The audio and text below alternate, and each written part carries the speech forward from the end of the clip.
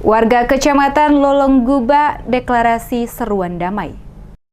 Dalam rangka menjaga situasi Kamtibmas, digelar pertemuan sekaligus deklarasi seruan damai oleh tokoh masyarakat, tokoh agama, dan tokoh pemuda di Desa Wapsalit, Kecamatan Lolongguba, Kabupaten Buru, pada Sabtu 19 Agustus 2023. Hadir dalam pertemuan tersebut dihadiri langsung oleh Camat Lolongguba, Antonius Besan, bersama Ali Wael selaku Kaksodim Wahidi Dataran Tinggi Noropito, Kepala Desa Wapsali, Kepala Desa Persiapan Metar, Kepala Desa Waflan, pemuda dan masyarakat adat Petuanan Kayeli, Kecamatan Lolongguba, Kabupaten Buru. Dalam pertemuan tersebut, Ali Wael selaku Kaksodim Wahidi Dataran Tinggi Noropito dan Camat Lolongguba Antonius Besan mengajak masyarakat untuk sama-sama menjaga situasi Kamtibmas yang aman dan damai di bumi Bupolo. Warga juga diajak untuk tidak mudah terprovokasi oleh oknum atau kelompok yang tidak bertanggung jawab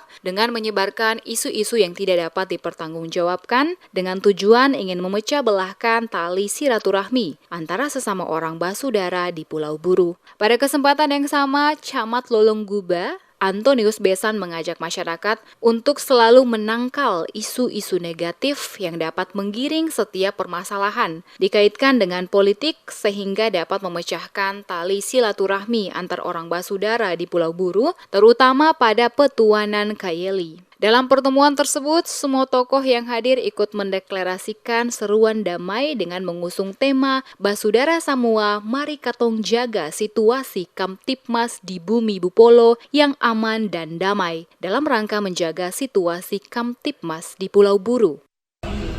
Kaiwai basudara semua, mari ketong tetap jaga situasi Kamtibmas yang aman dan kondusif di bumi Bupolo menjelang pemilu 2024.